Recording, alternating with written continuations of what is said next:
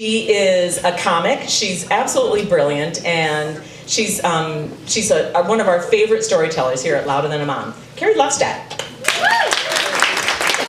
So it was my fault. I admit it freely. I know it was. I had to have a dog. When we got a house with a fenced-in yard, I started my campaign pretty aggressively. And my husband, who didn't grow up with pets, and said we're not home very much, and all of those things that make a whole lot of sense when you're talking about getting a dog. But eventually he gave in. And so on Christmas he presented me with a gift certificate to adopt a dog at the Anti-Cruelty Society. And it was in a frame, and I imagine that's where he hoped it would stay. But no, it was right out of there. I was obsessively looking right out of the gate. So I would go to the shelter all the time, and I would go from cage to cage, cell to cell, looking in, peering in to see what creature was in there. And even the ones that were like ugly and had like really bad, the little write-ups that were like all in there, I'd be like, well, maybe, I don't know. And then finally I'd find one, eventually one or two maybe, that met this certain random criteria I had. And then I would fall in love, and I would think that that was the dog, and I would bring my husband back, and it would be gone. And I knew this was okay because there are a lot of dogs, and they need homes, right? But every time, like, a little bit of my soul died, every time. So it got sort of discouraging, but I was still talking to people about dogs. What kind of dog did they have? All of that stuff. And one day in 1993, some of you probably won't have been born yet. It was Martin Luther King Day, and we were just doing nothing. We were not serving our community. We were not volunteering. We were just doing nothing like you do before you have kids. You just, let's get breakfast, let's go shopping. What do you want to do? I don't know. We had the house, but we didn't even know what that meant yet, so we weren't doing anything there. So we happened upon this pet store, and we go inside, and there should have been some signs. But there was one literal sign, which was the pet store sign. The name of the place was called Let's Pet. It was LET''S Pet, which is kind of creepy. It could have been dog, DAWG, and I would have been more forgiving, or it could have been any of those things that are crazy misspelled things, but Let's Pet seems strange. But we go in and we look, and they have just puppies everywhere. Floor to ceiling dogs everywhere, every color, every size, every shape, barking, yapping. It's just totally chaos. And we find this puppy that is perfect. She's beautiful. She's fluffy, and she's mostly white with gray and brown and black patches all over and big puppy eyes that just make you melt. And my husband likes her, so I'm on that. So we're getting this dog, and we're bringing her home. And all the way home, she just screamed like a howler monkey or a screech owl. It was blood curdling and just really brutal and desperate and disturbing. And so we should have known that was a sign. It was a bad sign. It was a very bad sign, perhaps of satanic possession. But we didn't know that at the time. So we bring her to the vet, and the vet is horrified because she said, where did you get the dog? And we tell her, and she's like, oh my God, that's the worst place. It's a puppy mill, that's the storefront, they're horrible. She tells us all of this. So after this whole long thing, we've already had the dog a few days, and I don't want to give her back. And so we're going to keep her. That's fine. So, those places they say purebreds, but they're not, And then they have sort of the ones they don't even claim to be really anything. They're just mixed. And our dog, who we named Bella, was a mix between an Australian Shepherd, which is beautiful, but also very bossy, very active, very smart, wants to be challenged all the time, not the kind of dog you leave home all day. And a coonhound, which is a big floppy hunting dog that digs, howls, and barks. And this is a very unlikely and undesirable combination of things.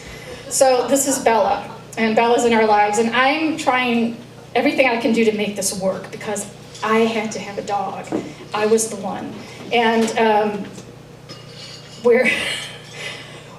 one night we're at home, and I decide that I'm going to just try to break through to her. She's not cuddly, she's biting, she's peeing, she's the whole time, like the Tasmanian devil. And I think I'm gonna break through to her. So I sit for what must have been hours on the kitchen floor. Just, we're gonna hug it out. This is gonna happen, and it's gonna be okay. Everything's gonna be okay. And it was like that movie, The Miracle Worker, where Patty Duke is Helen Keller, and the poor teacher, Miss Sullivan, is trying so hard to make some connection, some sign that there's something there. And that was me with this crazy puppy mill puppy that was now, front and center in our lives, and she wasn't having it. She was just still, and it just didn't happen. So we decided, well, we're going to make the best of it, and we're gonna adapt to life with Bella. And she was lovely, truly. She was kind of a Lindsay Lohan of a dog. She was beautiful. She was young, and she was very troubled. And we had lots and lots of nicknames for her, but and she was sort of aggressive too, which makes it all even a lot worse. And her name was Bella, and so we decided on a nickname that was Isabella Mussolini, which we were very proud of. And all of our friends and family would say, like, what? Why are you keeping this dog? She's chewed your woodwork, she's chewed all of these things, she's ruining your house. You can't let her off the leash, you can't trust her with the kids in the neighborhood, anything, but we were going to make it work. So we started taking obedience classes. And I'm out one morning at like 5:30, 6 o'clock in the morning, trying to do what we learned in obedience class, and she had those prong collars that like hooked together like that. That was our special trick. We also bought a lot of things to accompany the dog, a lot of accessories. And she just all of a sudden was loose. And she's this herding dog, so she's zigging and zagging and running, and just like the wind, like born free. She's all over the place. And I'm calling to her, and I realize that she's not listening to me at all. She's listening to the voices in her head, and they're bad, and they're very much opposed to me. And she's doing this sort of imaginary agility course, like she's got a plan, and she's herding invisible sheep as well, and she's just all over the place. And I'm trying to get her, and I can't get her. And next thing I know, she runs out into the street and into a car, a moving car. She actually hit the car. The car did not hit her. So there's this big thump and a yelp, and I catch up with her, and there she is in the middle of the street. Her leg is broken. She's bleeding all over. It was sort of rainy, so she's wet and dirty. And this woman who hit her was just felt so terrible. And so we scoop her up, and I bring her home, and I have to tell my husband, I broke the dog. So then we go through this very long thing. This is like 6:30 in the morning. So the emergency vet, where they were very familiar with us, was already closing, but the vet's office hadn't opened yet. So there was a sort of vet limbo. And this is when our dog was bleeding, and her ears were flat down on the sides of her head. And you could tell she was in pain. It was awful. And so we ended up at like 3 or 4 different vets that morning. We were both supposed to be at work. It was just an ordeal. Finally, she's at this vet's office that wasn't our vet because they weren't there. And my vet calls me at work in the middle of the day, and she says, so what happened with Bella? Where is she now? What's going on? So I say, oh, she's at such and such a vet. And there's that whole communal sort of community support thing, professional level that people would keep in discussing another veterinarian. And she says, you have to get her out. Okay, so we leave work, we pick her up from this place that she's been, we have to pay them money, we bring her to the vet.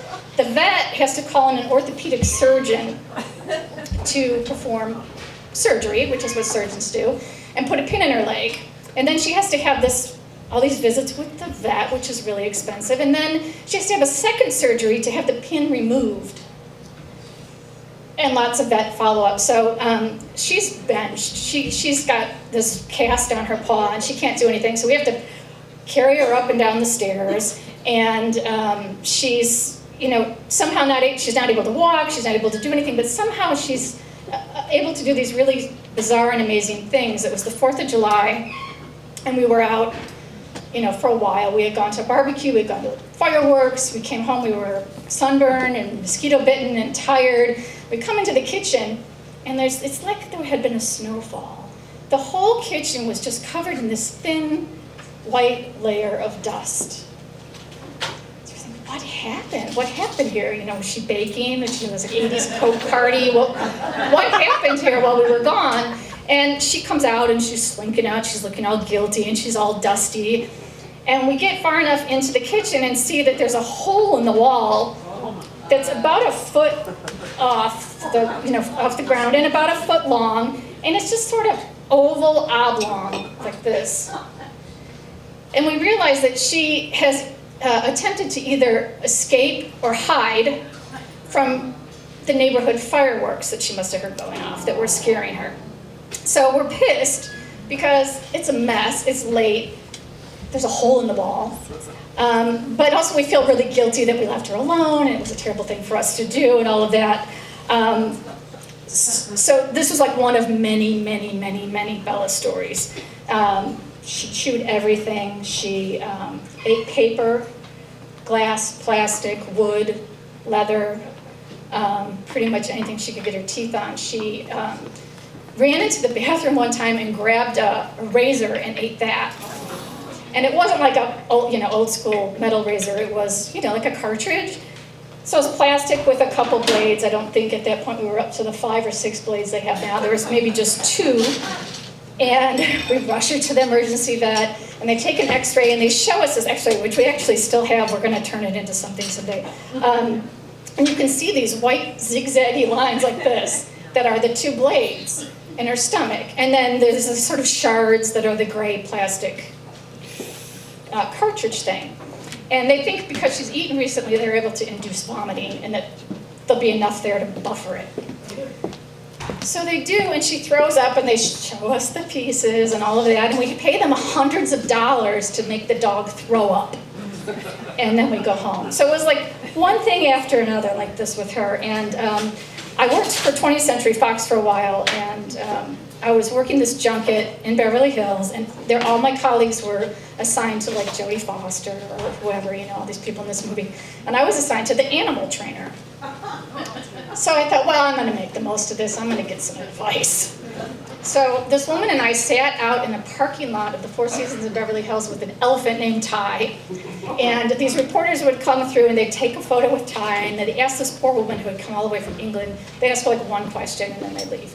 So I started asking her about Bella. Now this is somebody who has like a ton of animal experience. She was hired by Walt Disney, the man, not the studio, to work on Dr. Dolittle and ensure that the animals were treated properly. She knows her stuff. She raised chimps alongside with her children. She knows animals. So I start telling her this one thing that Bella has, which is if you yelled at her, like, oh, what did you do, bad dog? She'd go, rah, rah, rah, rah, rah, rah. Like she'd talk back to you. And so I think this woman's gonna tell me like, oh, she's like a dog whisperer thing, right? She's gonna tell me like the 2 things I need to do, and that's gonna change everything. No, instead she says, the dog can never be trusted. Okay, great. So that's what we're dealing with. And the neighbors had 5 children, 5 boys, and at one point there were 5 boys under the age of 5 in the backyard. So our having a fenced yard didn't mean anything because we couldn't just leave our dog out there because she would growl and bite at them and just have really bad manners. And they were always out there. So I was always sort of on guard and trying to run interference. And one day the mom was out there, and I thought, well, I should just give her a little heads up. So I don't want to be alarmist and plant any seeds, but say, well, Bella has a lot of energy, and she might play too rough for the boys, so maybe it would be a good idea if they didn't put their hands through the fence, or on the fence, or near the fence. Maybe they shouldn't go by the fence at all. And she was this lovely Irish woman who was always really happy and upbeat. She said, well, that'll teach them a lesson, won't it? Which I thought, that's what you say now, but I show up at your front door with a Ziploc full of little fingers, and you're gonna change your tune on that. So our joke was always, Bella loves children, they're delicious. So when our daughter was born, we were really worried. So we've got the animal expert saying she could never be trusted. We've got her wanting to eat children and anything else she can get her teeth on. And it turned out that actually, well, we're like, and who would take her? No one would take her. Certainly no one that knew us would take her. She was just crazy. But she turned out to be okay. For some reason, she was okay with the baby. It was all fine. And in the end, she mellowed with age, and she got sort of white in the muzzle, and her eyes got sort of glassy and sort of googly, far away. And we knew she was, not long for the world. I actually had an appointment for her to go to the vet one day. And so in the end, she sort of really did us this solid, which was, I go to work, I get a call from the dog walker that says, I have bad news. Bella died. Oh God, that's terrible.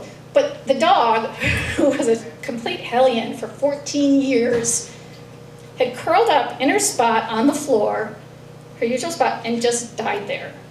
I didn't have to go through the heartache of putting her to sleep. I didn't have to pay anybody a lot of money. She just died there in a little spot. So, all those years, and we still have all these Bella stories, and I know, my husband's always like, you had to have a dog. We have two since, those are also my fault, but none of them compared to her. Anyway, we tell a lot of Bella stories over the years, and we have almost a routine down, and it usually ends with, whatever it was, and we say, oh, she was such a beautiful dog. She was just the right size. It wasn't the one thing that we were really proud of.